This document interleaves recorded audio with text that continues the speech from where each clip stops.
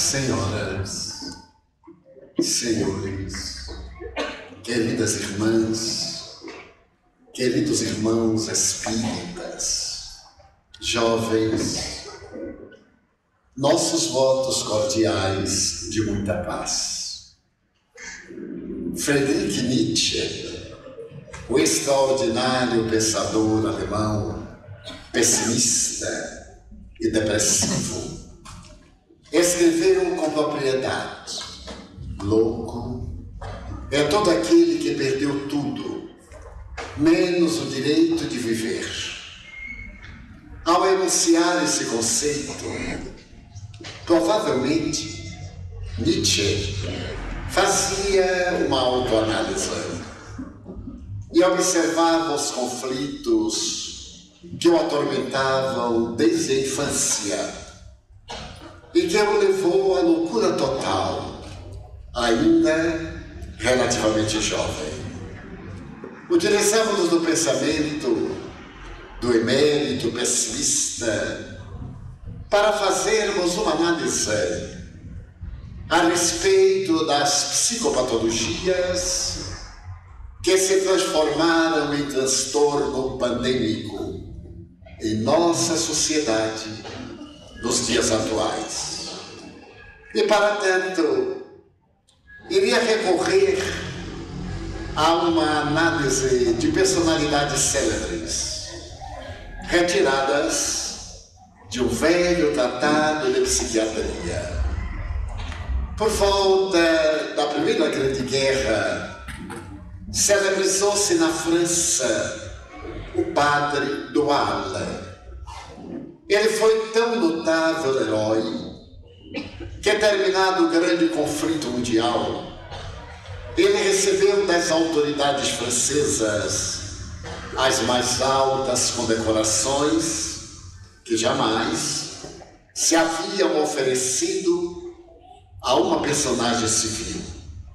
Este homem era tão notável no seu ministério religioso que não temia a luta, ia para o campo de batalha na linha Maginot, que separava a França da Alemanha, para dar assistência aos combatentes feridos, oferecer extrema-unção aos que estavam próximos da morte, carregados dos lugares perigosos para outros de menos risco, e não apenas.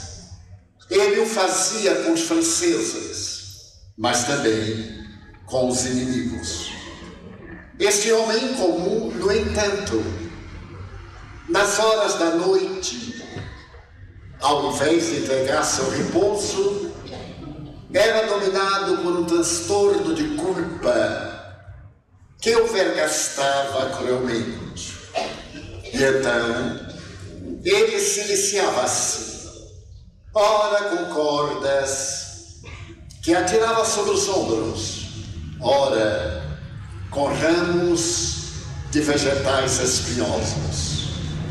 E dizia que a guerra era resultado da sua falta de amor. Era necessário que ele sofresse para poder atenuar o desespero das criaturas humanas. E apesar de haver se celebrizado, os estudiosos do comportamento humano estabeleceram que ele era portador de desvio de conduta, auto-afligindo-se, auto-punindo-se, naturalmente, sob a ação tormentosa de uma depressão. Na mesma linha de raciocínio, Rousseau, o célebre pensador, escreveu que havia tido um amigo que se houvera apaixonado por uma diva da Ópera de Paris. E porque ela desejava uma vida licenciosa e o rapaz preferia a construção da família, ela optou por não aceitar uma aliança. E ele, profundamente decepcionado, recolheu-se à intimidade do seu quarto e entrou numa melancolia profunda da qual iria sair mais tarde, depois de 2 anos. E o fato, analisado à luz da psicologia, denotava um transtorno de natureza depressiva unipolar.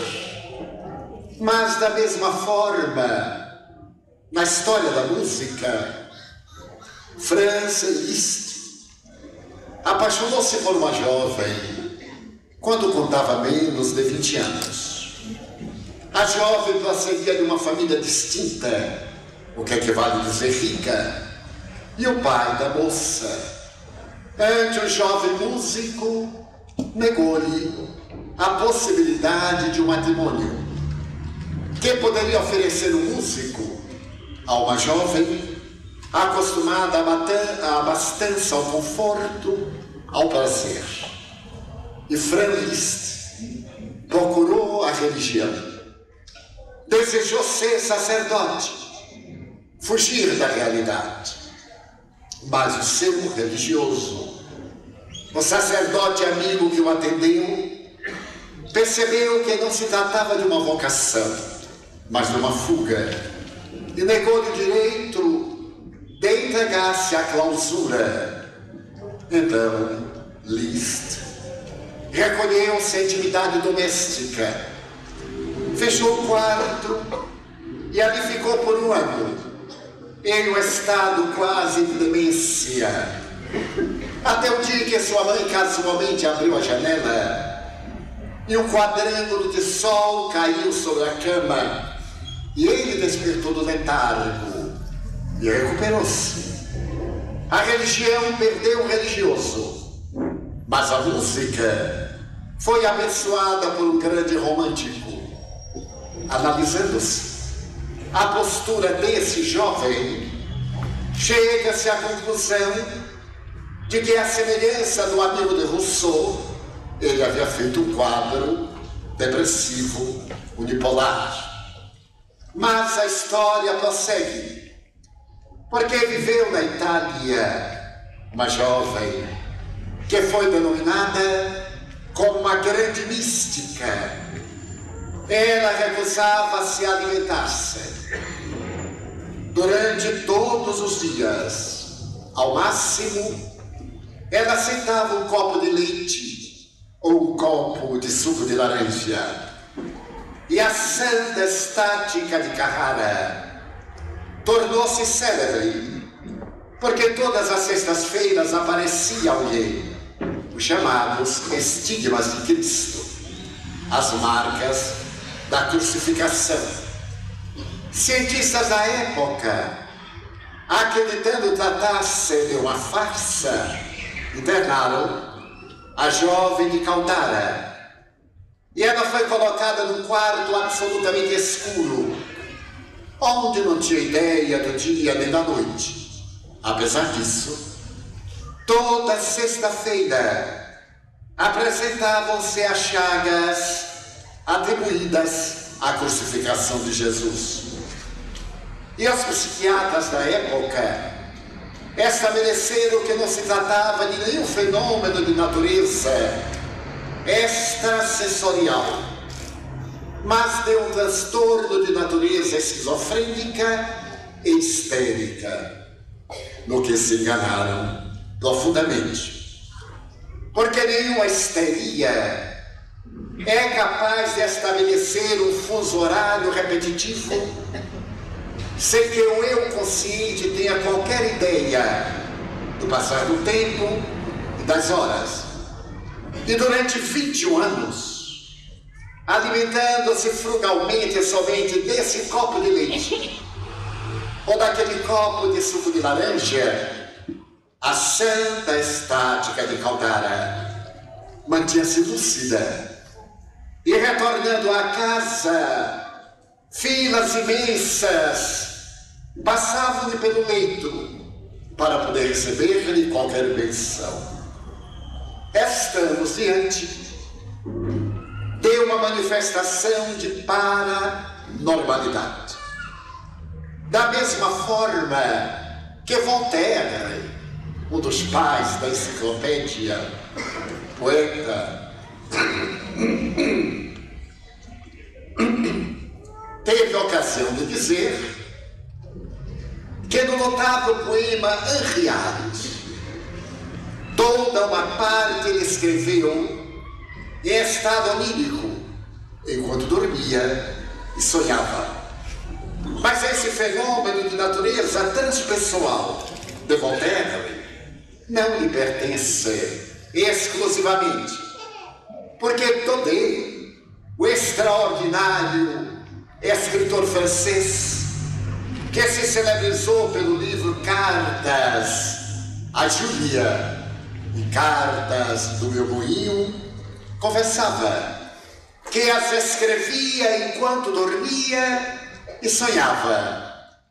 O que será narrado mais tarde pelo materialista Condorcet, que toda vez quando tinha um problema de matemática e não lograva equacionar no estado de lucidez, adormecia e em sonho ele equacionava a problemática, demonstrando que naquele estado inconsciente profundo havia a presença de uma lucidez capaz de solucionar equações matemáticas. É também célebre na história da música a composição da Sinfonia ao Diabo, em que o seu autor assevera que escutou toda a sinfonia enquanto dormia e enquanto sonhava.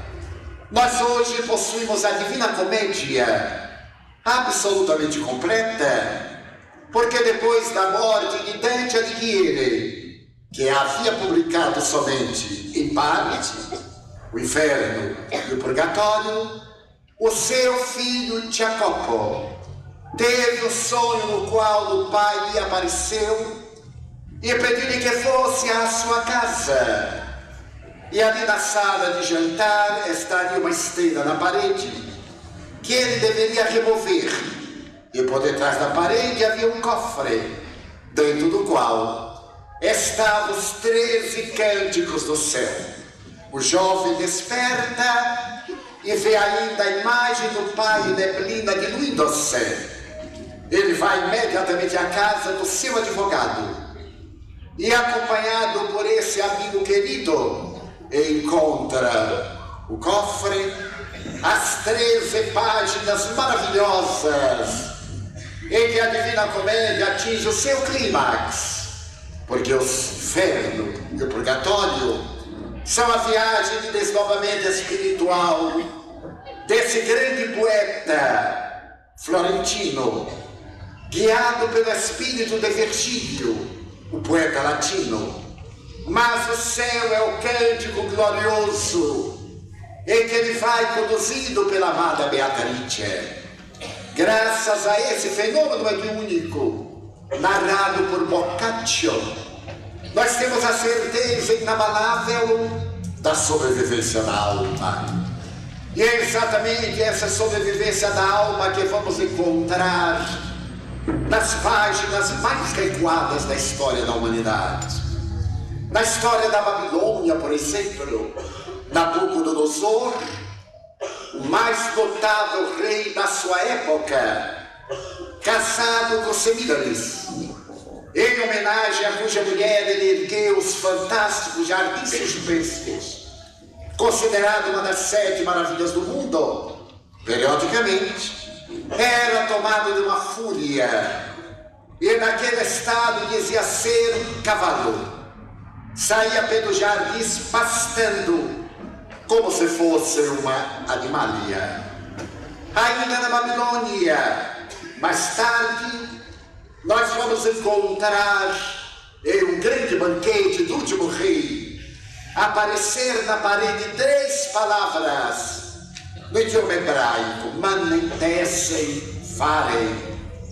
E sendo arrancado da masmorra o profeta Daniel, ele tinha a oportunidade de dizer ao rei que aquilo representava os 3 últimos dias da Babilônia. E é claro que o rei, apavorado, tomou providências, mas logo depois Ciro, rei dos persas, deu destruiu a Babilônia, não deixando pedras sobre pedras.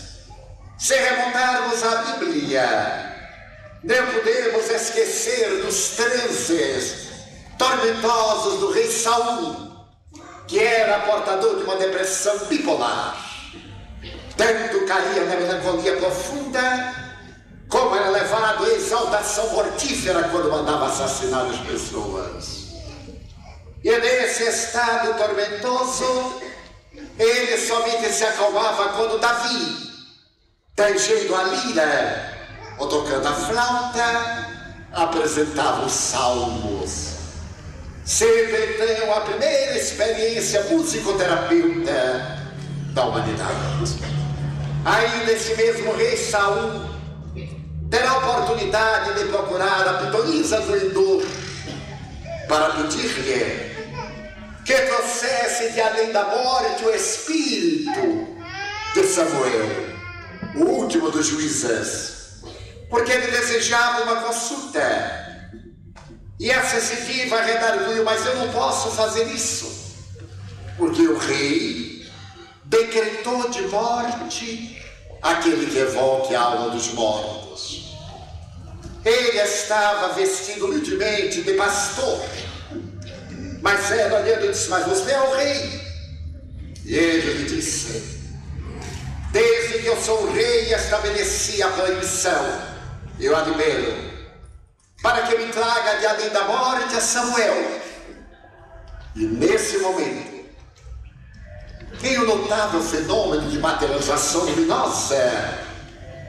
O último dos juízes aparece-lhe e desde transforma as armas de guerra em instrumento de lavoura, porque do contrário tudo, a família e os teus servos, dentro de 3 dias estareis no cativeiro. E Saul, que era um atormentado, continuou a guerra e foi vencido, levado para o cativeiro. Poderíamos alongar-nos na análise histórica desses fatos curiosos, mas gostaríamos de coroá-los com a evocação de um momento brilhante de Jesus, esse homem incomparável que dividiu a história da humanidade.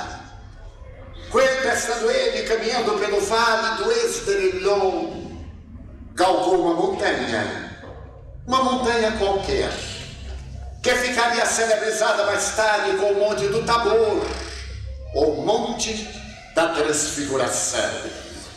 Fez-se acompanhar de 3 discípulos queridos, Pedro, Tiago e João, e subindo a montanha até o seu ápice, em uma alvorada em que o sol dourado derramava bênçãos e luzes sobre a terra, eis que ele ergueu-se no ar, as suas vestes incendiaram-se, e os 3 discípulos assustados, que ofereciam ectoplasma para o fenômeno transcendental, viram aparecer 2 seres gloriosos: Moisés, o grande profeta das leis, e ao mesmo tempo Elias, aquele que anunciava a chegada do Messias, dialogando com o Mestre.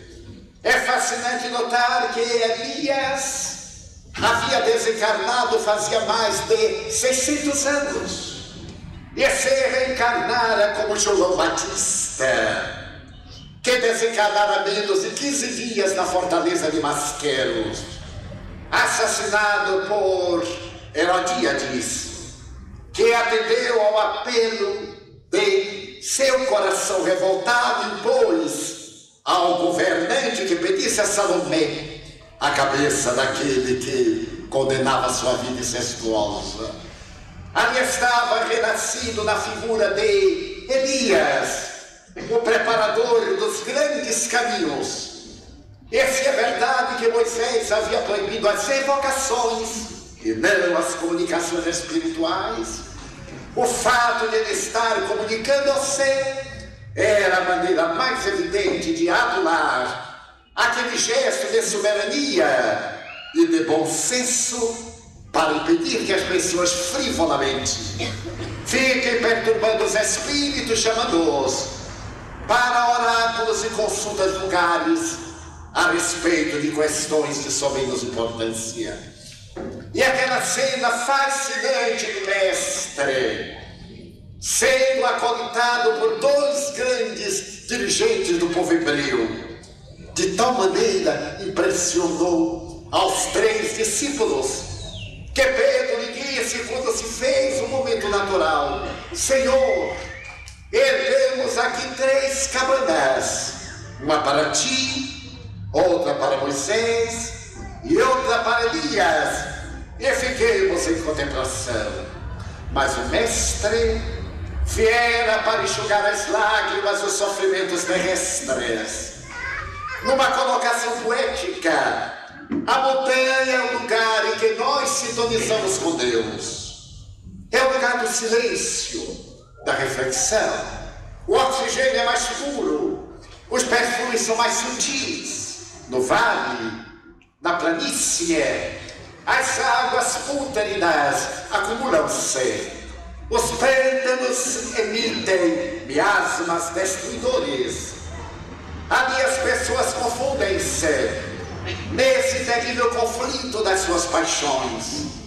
Era necessário que ele descesse a multidão, já que a multidão não tinha valores para ascender na direção dos céus.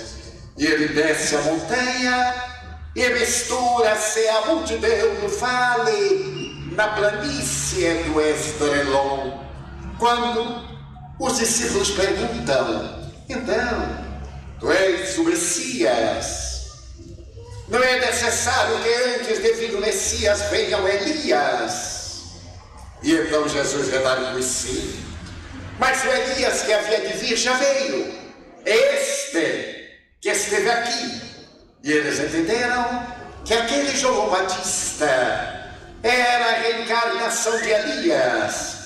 Então, nesse mare magno dos conflitos, quando ele se acerca da multidão, o pai aflito corre-lhe no encalço e diz: Senhor, tem piedade do meu filho, pois que o espírito imundo toma-o e o faz convulsionar até babar sangue. Ei-lo, e ninguém consegue curá-lo, nem os teus discípulos lograram-no. Ele vê aquele menino que parece dominado por uma crise epileptiforme, que tem o canto da boca, a baba e o sangue, que estorcega o olhar parado, a língua voltada para dentro, quase asfixiando, angustiado pela falta de oxigenação. E naquele estado terrível do mestre, acerca-se e vai além do mundo objetivo e vê, além da fronteira do mundo físico, a luta que se trava entre o jovem e o espírito perverso. E então o mestre lhe diz: espírito imundo, eu te ordeno, sai dele, em nome de meu pai. O rapaz mais uma vez agita-se e depois entra no letargo. Ao abrir os olhos, escreveu um poeta protestante: nada mais belo ele viu do que a luz suavemente refletida no doce olhar de Jesus. O mestre lhe estende a mão, ergue-o e devolve ao seu pai, absolutamente recuperado. Então os discípulos, agora estranhando aquela atitude, perguntam-lhe: por que tu conseguiste e nós não? Porque eles haviam tentado, eles haviam exortado o espírito para que abandonasse o jovem, mas o espírito não lhes dera importância. E agora, magoados, ciumentos, eram criaturas humanas, eles indagavam o mestre incomparável como é que ele conseguira, em detrimento do esforço que eles fizeram. E Jesus dá uma resposta extraordinária, porque para esta classe de espíritos serão necessários jejum e oração.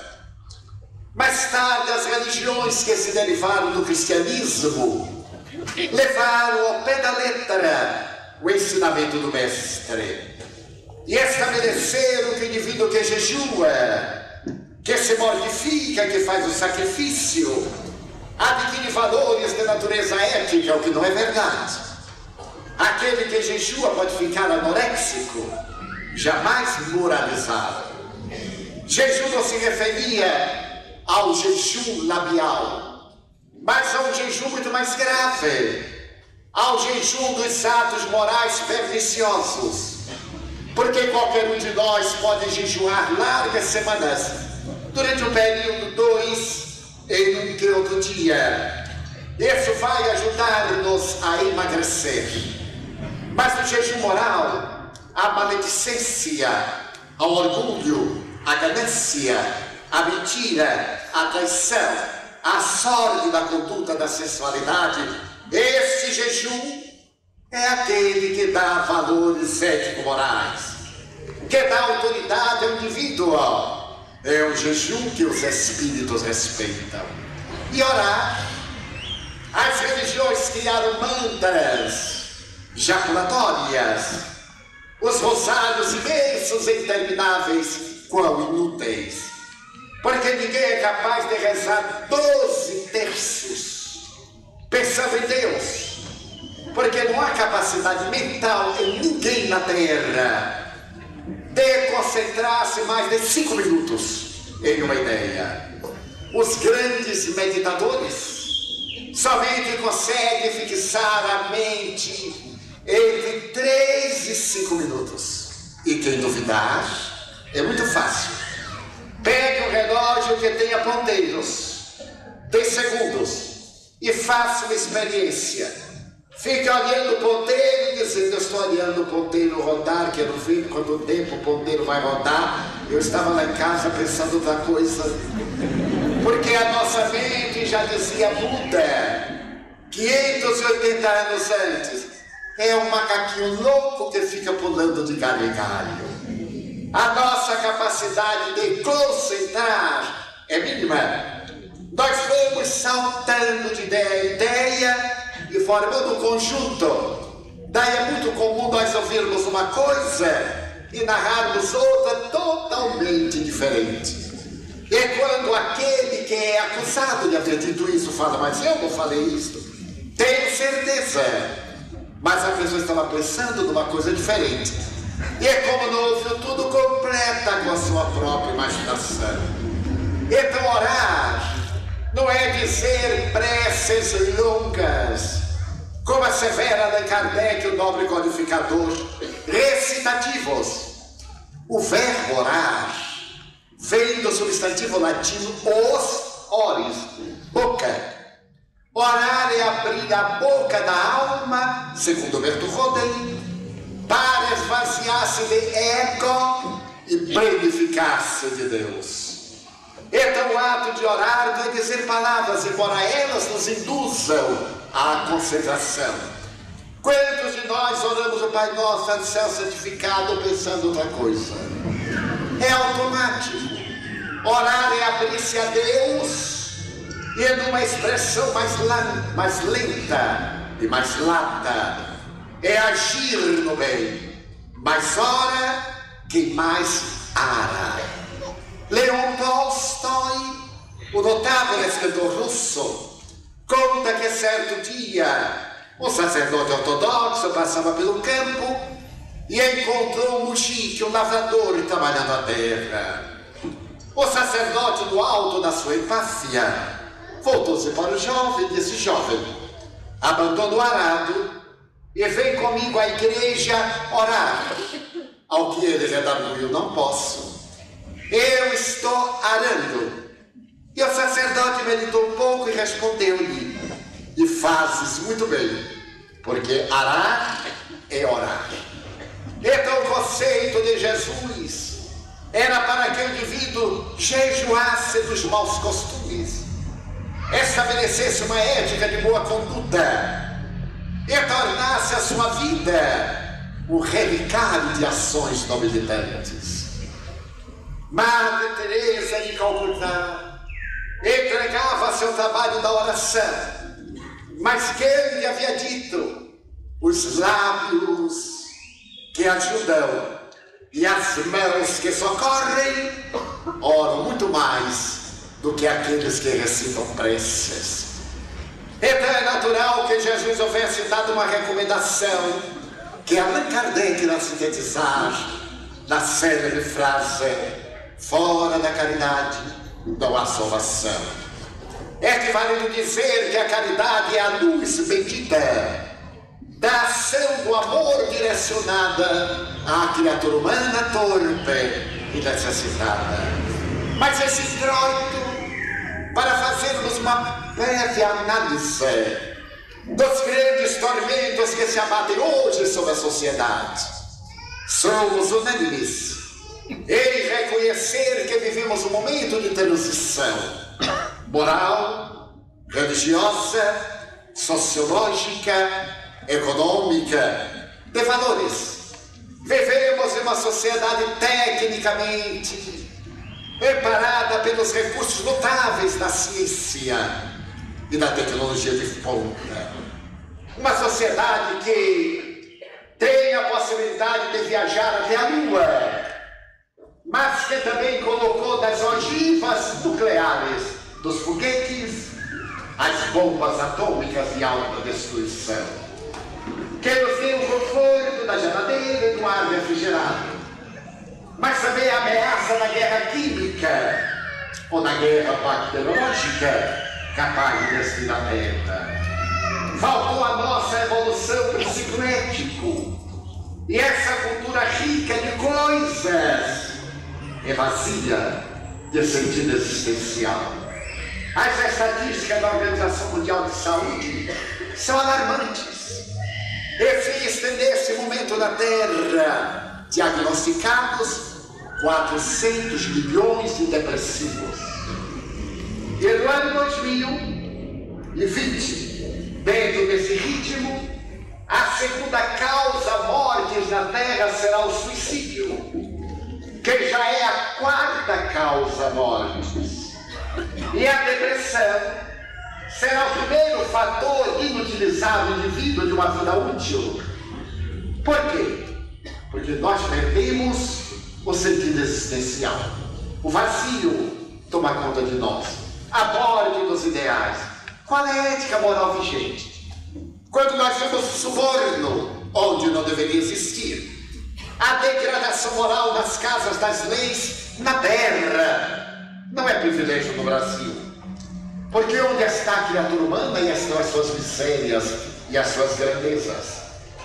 Quando nós observamos a perda do respeito humano, a loucura da drogadição, apontam de entidades notáveis, como o prefeito de Chicago, onde eu estive há 8 dias, dizer esses verbos: não tenho como combater a criminalidade.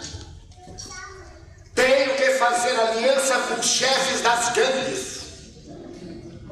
E como aconteceu na cidade de Baltimore, a onda de crime atingiu um índice tão elevado que o novo prefeito de há 6 anos, convidando-nos para proferir uma conferência lá sobre ética, drogadição e paz, havia elegido I believe, eu acredito, que ainda é possível mudar a estrutura da sociedade. A cidade de Washington, a 1 quilômetro da Casa Branca, apresenta índices de criminalidade assustadores. O Brasil é quase campeão em homicídios em fins de semana. Por quê? Porque nós perdemos o sentido de Deus em nós e perdemos o nosso endereço. Se perguntarmos aqui a um grande número de pessoas qual é o sentido da sua vida, não sei. Comer, dormir, gozar, fazer sexo, chegar a um posto de comando para esmagar os outros, raramente para servir, desfrutar de 15 minutos de holofotes e depois entrar em crepúsculo, como acontece com a maioria. Mas será esse o sentido existencial? A psiquiatria fazendo estudo das psicogêneses, das psicopatologias, estabelece que há dois fatores preponderantes que levam à loucura ou aos transtornos psicológicos. O primeiro deles é a hereditariedade. Se um esquizofrênico procria, o seu descendente tem 70% de probabilidades de ser esquizofrênico também. Se um depressivo procria, o seu descendente tem 30% de probabilidades de ser depressivo também. Ele deve fazer a terapêutica preventiva, porque ele tem no seu mapa genético a presença de um gene que pode fazer um derivativo e dar um salto quântico degenerativo.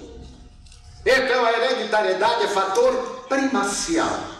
Outro fator são as enfermidades infecto-contagiosas, a tuberculose, a sífilis, a AIDS, o mal de Hansen e etc.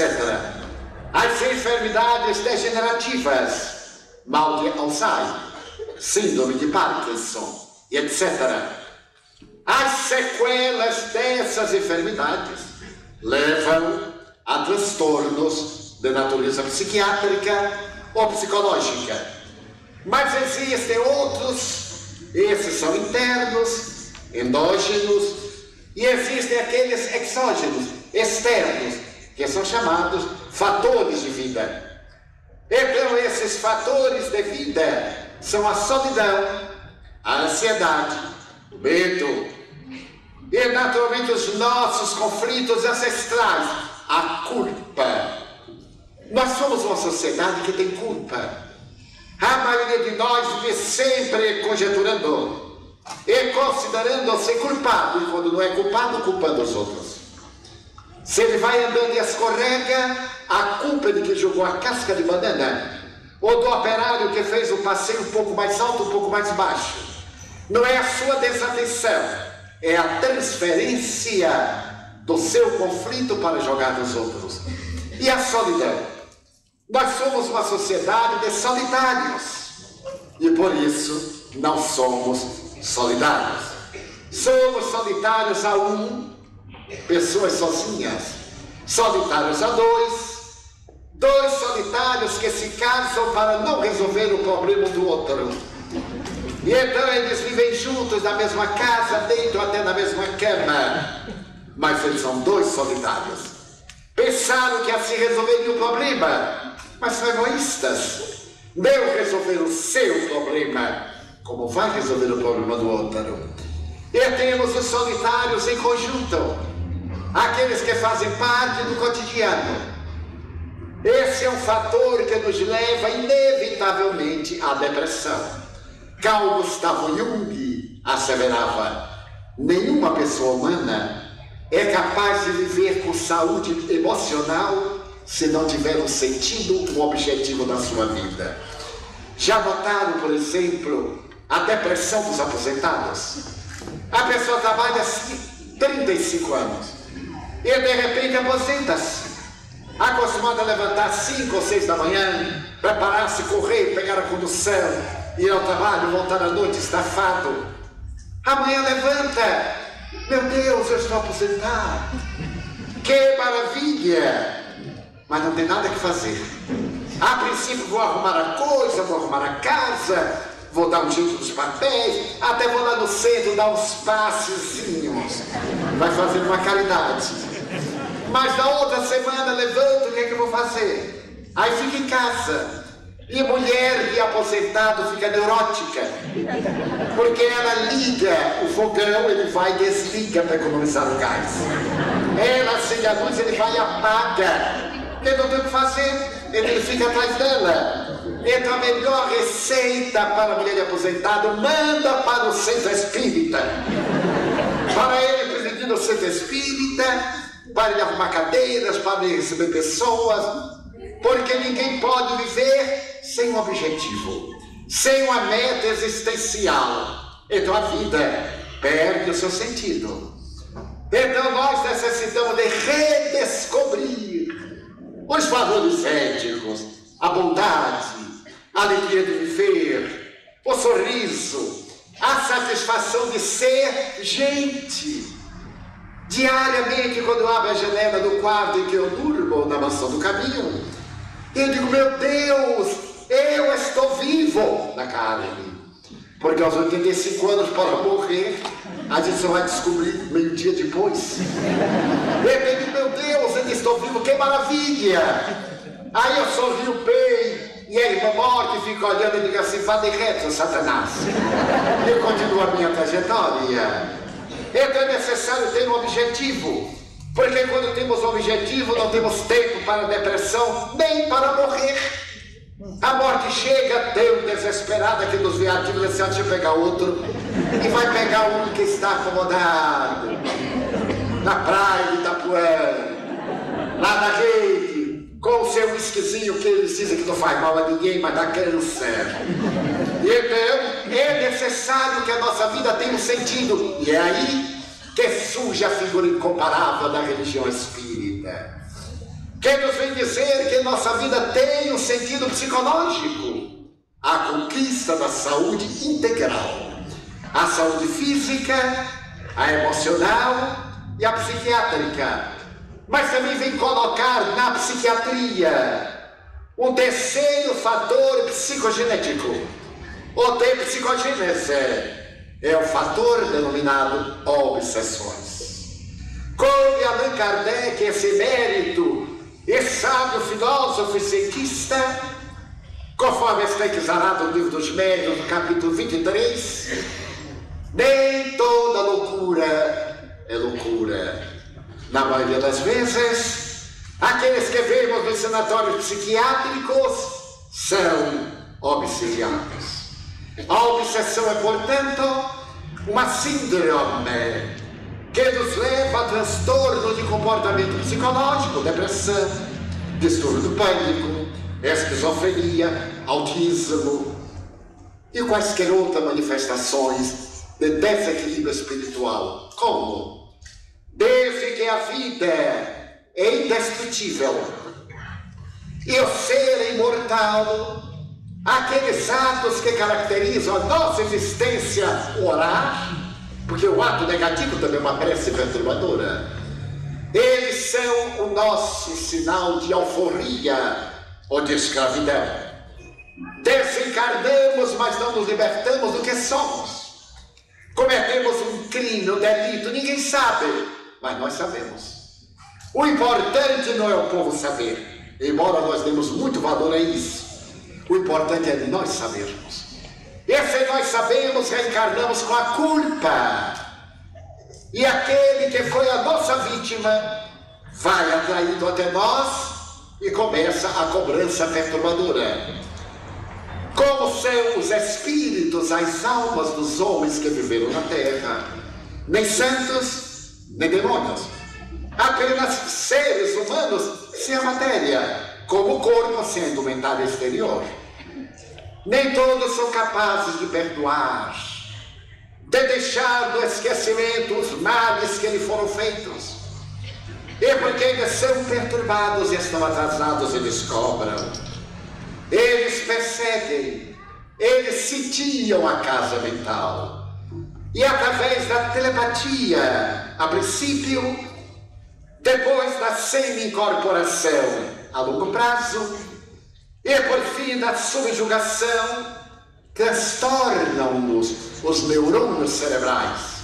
E nós podemos fazer uma patologia de loucura. Em o Evangelho segundo o Espiritismo, as últimas 3 linhas, Allan Kardec exara: toda obsessão prolongada transforma-se em loucura, sendo necessária a aplicação dos passes magnéticos ou do tratamento médico, que eram as expressões da época. Torna-se necessária, depois de um longo concurso perturbador, a assistência de um psicoterapeuta, a assistência de um psiquiatra e, ao mesmo tempo, a assistência na terapia espírita, a aplicação da bioenergia, os passes, a água frutificada, a psicoterapia da boa palavra, a transformação moral do paciente para melhor. Narro o meu próprio caso. Desde os 7 anos de idade, eu me sentia acompanhado por um ser espiritual que me ameaçava de morte, e eu não entendia nada. E ele dizia: eu vou matar-te, monstro, porque tu és responsável pela minha desdita. Eu nem entendi o que ele falava muito enrolado para a minha mente infantil. E eu tinha pavores, porque ele sempre me perturbava. Passaram-se os anos, e certo dia eu me perguntei: mas afinal, eu não tenho nada contra o Senhor. Normalmente as inimizades são recíprocas. Por que o Senhor não gosta de mim? Ele disse: porque eu te odeio. Desde agosto de 1625. Portanto, o tempo é uma dimensão do fuso horário que só existe o agora. Quando nós temos uma grande dor, o tempo não passa. Quando temos uma imensa alegria, o tempo é célere. Mas a sua dimensão é emocional. E ele narrou numa cena que teria acontecido naquela época, em que ele se sentia injustiçado por uma atitude que eu tive de tomar no clero, aplicando o código eclesiástico, e naturalmente ferindo profundamente. Não me perdoou. E quase 400 anos depois, ele voltava para me cobrar. E é como eu me sentia perfeitamente tranquilo, porque o problema não era meu, era de Deus. Eu disse para ele: eu reconheço então que lhe devo, mas se você me vai matar, até eu agradeço.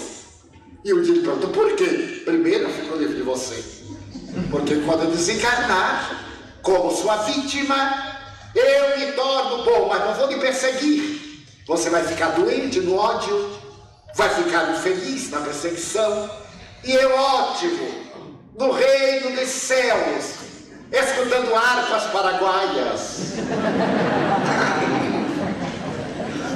Enquanto você estará devorado pelas labaredas do remorso. E durante muito tempo esse espírito me criou situações desagradáveis. Mas eu não era espírita, era católico. E ao confessar-me, o meu confessor me dizia: é Satanás. Não sei que coragem eles têm. Dizer isso a uma criança de 8 anos. E um dia de joelhos ele disse: que Deus miserável é esse? Ele não aguenta com Satanás, como é que eu vou aguentar? Aí eu orava, tinha calos nos joelhos. E quanto eu mais orava, mais perturbado ficava, porque eu me concentrava, entrava em contato com ele mais facilmente. Até um dia em que um espírito vulgar, que se fez meu amigo, disse: não ora não, Divaldo. Quanto mais você pensar em Deus, nele, mas fica junto. Esqueça. Quando ele aparecer, zombe. Olhe para ele, o problema é dele, não é seu. Seja feliz. E eu respondi a esse espírito amigo: mas como se pode ser feliz com uma carga dessa? Ele disse: o jumento se acostuma a carregar os barris d'água, e quando tira a carga, ele sente falta. Não é verdade? No dia que o Espírito me falou, 40 anos depois: eu vou te deixar. Tu não me convenceste, tu me venceste pela paciência, vou te deixar, mas eu volto. E você foi. No dia seguinte eu acordei: meu Deus, o que está me faltando? Algo está me faltando. Era o Máscara de Ferro.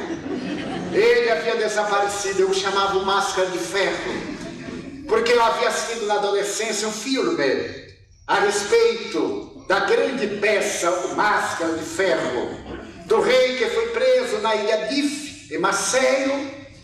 E então aquilo no cinema, aquela máscara de ferro, impressionou-me. E como o rosto dele era patibular, não tinha emoção. Certo dia eu perguntei: qual é o nome do Senhor? Ele me disse em francês umas expressões chulas. E depois: eu vou chamar o senhor a partir de agora o Máscara de Ferro. me chamavam. Quando eles chegavam, diziam assim, bonjour, monsieur Mascarat. Porque era tão elegante de dizer francês, que seria uma obsessão mais chique. Durante 40 anos, tornamos-nos amigos de uma forma peculiar. Certo dia, eu estava na mansão do caminho quando alguém deixou uma criança na lata de lixo. E o nosso porteiro era protestante, com fraternização total. Ele ficava cantando hinos. E a gente, mas Nivaldo está cantando hino, que maravilha! Criando uma psicosfera boa. E muitas vezes a pessoa ia lá e dizia assim, para mim não desce. Onde é que toma passe aqui? Ele dizia, aleluia, ali, aleluia. A pessoa já ia abençoado pelo aleluia. Seu Epaminondas no telefone disse, Nivaldo, foi deixada aqui na lata do lixo uma criança afrodescendente. Eu corri e peguei a menina coberta de formigas. Então eu carreguei no solo, no colo. Uma menina feia, horrível. Ele disse, você vai ser Miss. Horror. Porque nos Estados Unidos tem Miss Tomate, Miss Melancia, tem Miss toda. Por que não Miss Horror? É Miss. E fiquei brincando com ela, catando as formigas.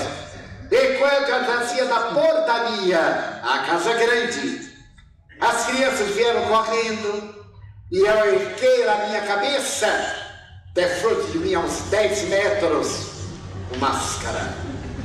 Eu digo, ai meu Deus, vai começar tudo de novo. Eu parei, ele aproximou-se pela primeira vez, pôs a mão no meu ombro e perguntou-me, tu a amas? Eu disse, não senhor. Está chegando agora, não deu teu tempo. Tu irás amá-la? Com certeza. O senhor me conhece. Eu irei amá-la. Aí eu notei que ele estava emocionado. O rosto transfigurou-se. As lágrimas aljofraram-lhe aos olhos. E ele me disse, agora, Nivaldo, só me chamava o monstro. Olha como era gentil. Agora, Nivaldo, eu terei que te amar. Porque esta que aí está, é minha mãe reencarnada.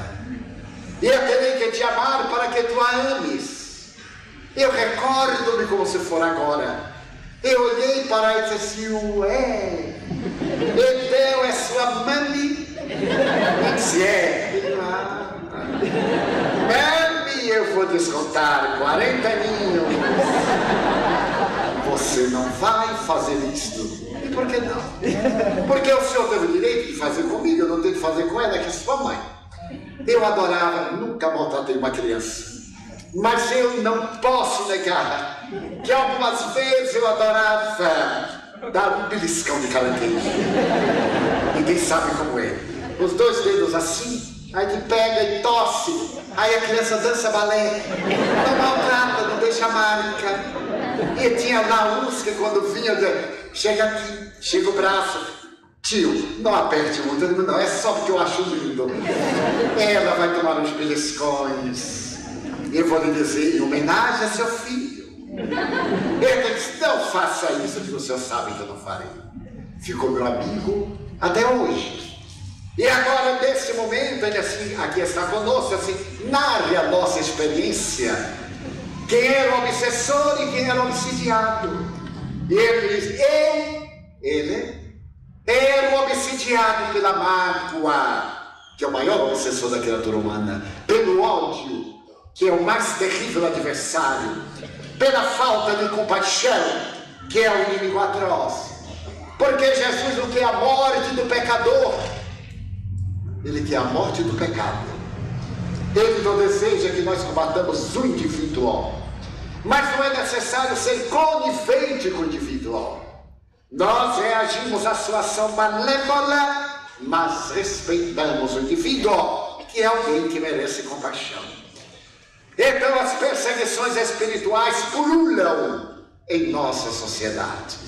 E hoje nós podemos radiografar a obsessão nas faces. As pessoas têm as faces congestionadas. Raramente encontramos um rosto leve, agradável no escritório. As discussões no trabalho são términas entre os parceiros.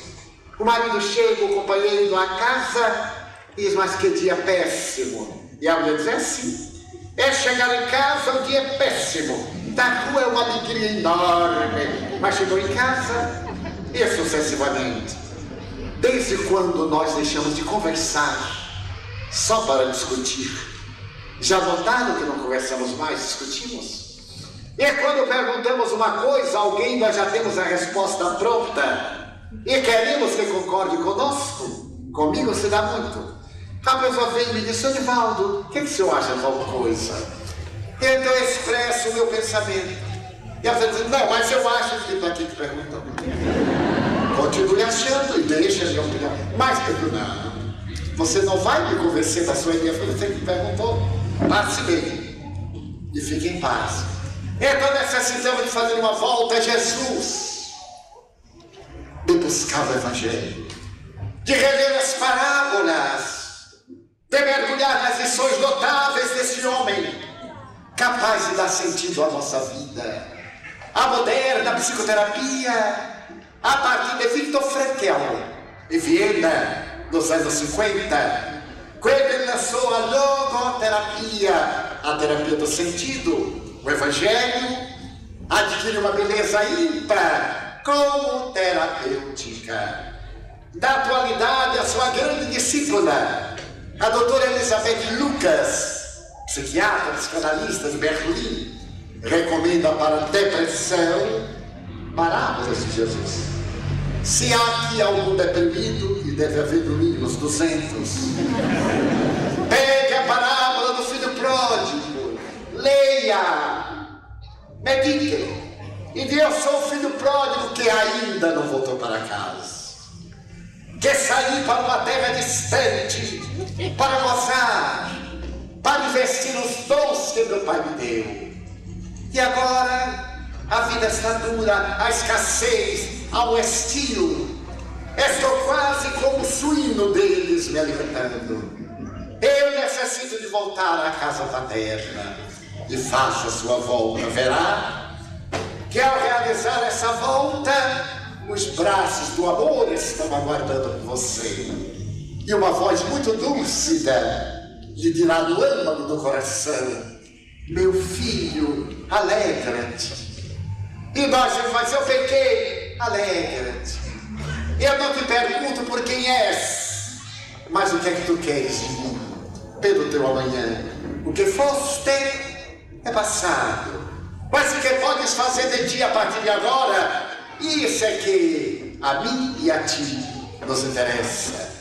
O notável psicoterapeuta americano Tulip apresenta o Evangelho como a grande solução para os problemas da atualidade. E a doutrina espírita, que tem as suas raízes gravadas na mensagem de Jesus, porque o Espiritismo é o cristianismo de volta, é o pregoeiro de uma era nova de paz, de solidariedade, de compaixão, de misericórdia. Felizes, meus amigos, sem nenhum masoquismo é quem sofre, porque a dor é o desgastar das anfractuosidades da alma. Aquele que sofre de alguma forma reflexiona. O que tem facilidade em poder compromete-se, invariavelmente. Provação não é somente a das lágrimas, mas é também a da beleza, a da fortuna, a do poder, porque são nesse momento que nós nos comprometemos. Então a irmã Rosália, o Evangelho segundo o Espiritismo, diz-nos com infinita ternura, abençoada dor. A dor é uma bênção que Deus oferece aos seus eleitos. Então quando tivermos um desafio, um problema, é uma bênção, porque só nos acontece o que nós devemos, só nos acontece o que é de melhor para o nosso progresso. Então aceitemos esse desafio para evoluirmos, para avançarmos, para crescermos e para encontrarmos o sentido da vida.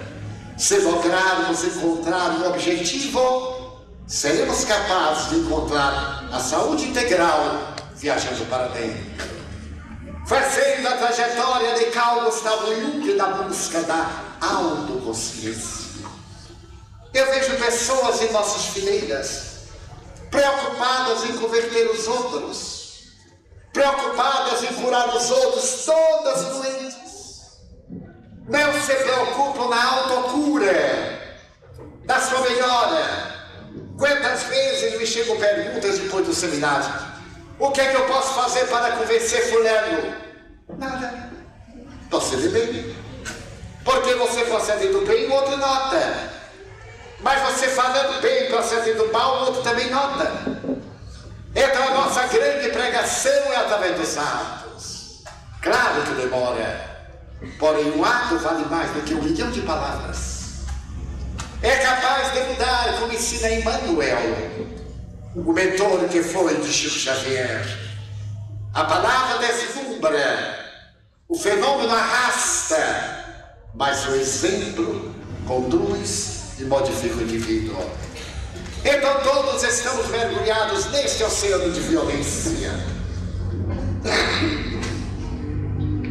Estamos expostos. Quando será que nos vai acontecer?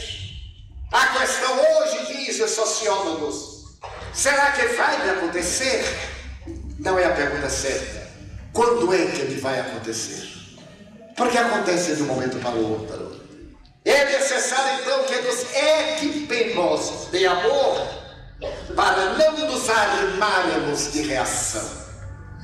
Quando nós nos armamos, desamamos.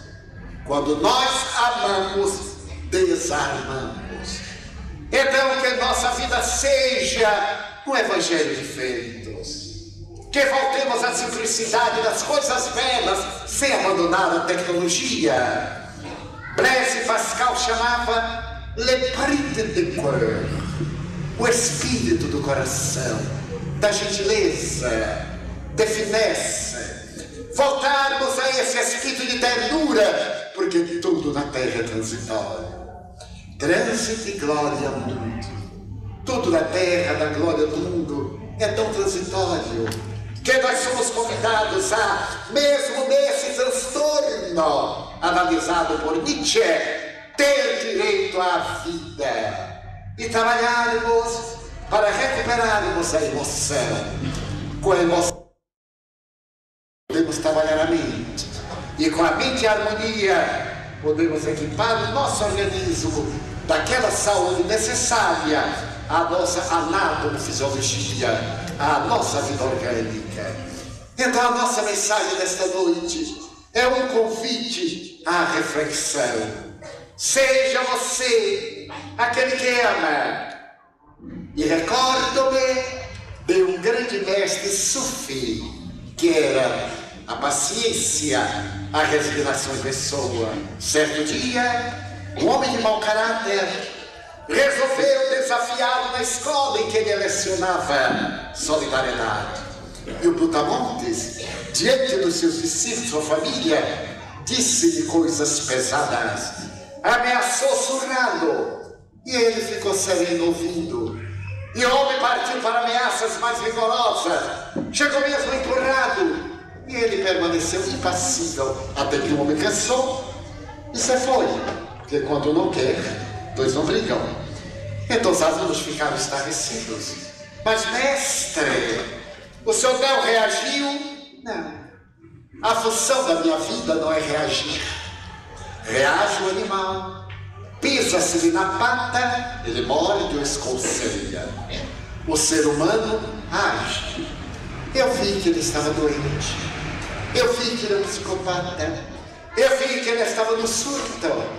Então eu agi com comiseração, porque ele é o doente.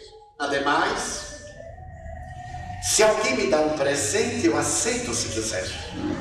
Como o presente dele me era muito desagradável, eu agradeci. Fiquei como sou, e ele levou seu presente doentio com ele. Então esta é a nossa filosofia. Se alguém nos desacata, o problema é dele. Se alguém nos desmoraliza, o problema é dele. Nós seremos melhores e piores por causa do conceito que fazem de nós. porque o conceito é o resultado da nossa vida. Quando perguntaram a Gandhi, qual é a sua mensagem? A minha vida. Que a nossa vida seja uma grande mensagem. Eu sei das dores que nos vergastam a todos, das aflições, da solidão, das melancolias, das incertezas, das dores afetivas em relação aos seres amados, que a morte arrebata, deixando-nos em grande aflição. É claro que sei, porque passamos todos pela mesma estrada de sofrimentos, assinalada por cardos e pedroços, mas sei também, como escreveu Allan Kardec, que acima dessas vicissitudes está a divina misericórdia. E na hora da dor, como escreveu o codificador, que possamos subir além da humanidade, para do alto fitarmos o nosso futuro e compreendermos as bênçãos que já nos chegam e aquelas que nos alcançarão. Então vale a pena perseverar no bem.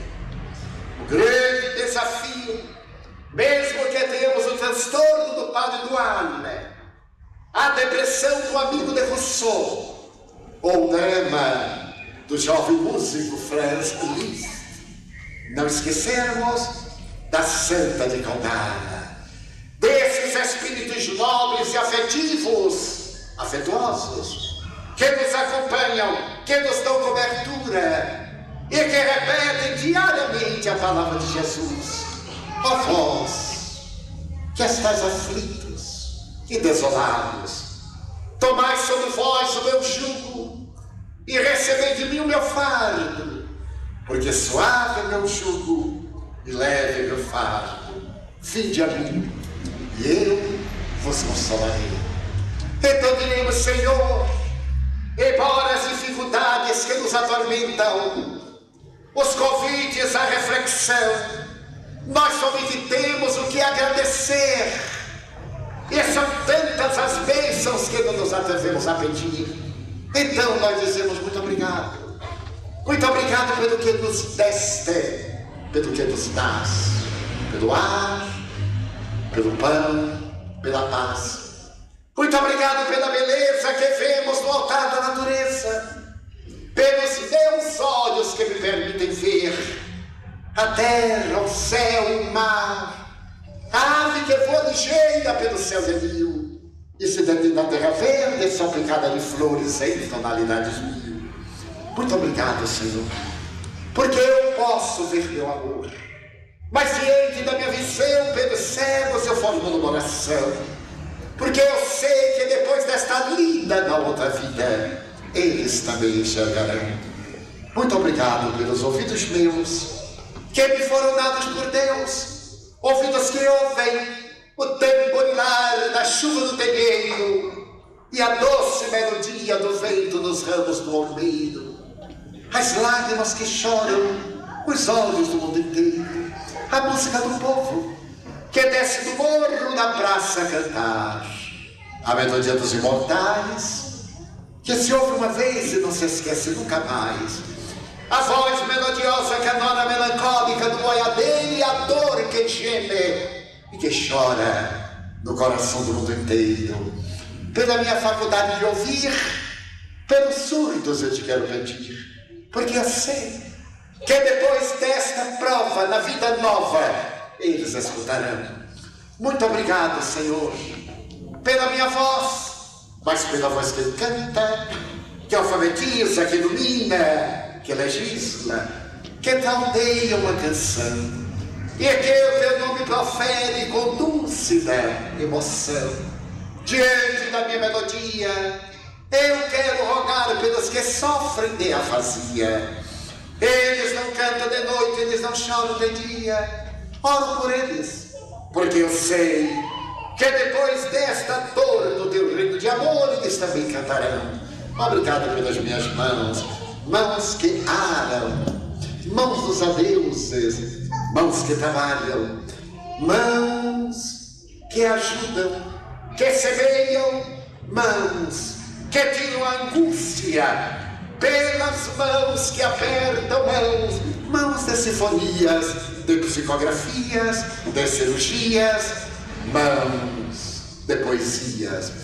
Pelas mãos que atendem a velhice, a dor, o desamor, pelas mãos que no seio embalam o corpo de um filho alheio, sem receio, e pelos pés que me levantar sem reclamar. Muito obrigado, Senhor, porque eu posso caminhar diante do meu corpo perfeito. Eu te quero louvar, porque eu vejo na terra aleijados, amputados, marcados, paralisados, que se não podem movimentar. Eu oro por eles, porque eu sei que depois desta expiação, na outra reencarnação, eles também caminharão. Muito obrigado, Senhor, pelo meu lar. É tão maravilhoso ter um lar. Não importa se é uma mansão, um duplex, um bangador, um ninho, uma casa no caminho, seja lá o que for. Mas que dentro dele exista a figura do amor de mãe, ou de pai, de mulher e de marido, de filho, de irmão, a presença de um amigo, alguém que nos dê a mão, pelo menos a companhia de um cão, porque é muito triste viver na solidão. Mas se eu a ninguém tiver para me amar, nem um teto para me agasalhar, uma cama para me deitar, nem aí reclamarei. Pelo contrário, eu direi: obrigado, Senhor, porque eu nasci. Obrigado, Senhor, porque eu creio em Ti. Pelo Teu amor, obrigado, Senhor, pela Sua atenção. Muito obrigado, Senhores.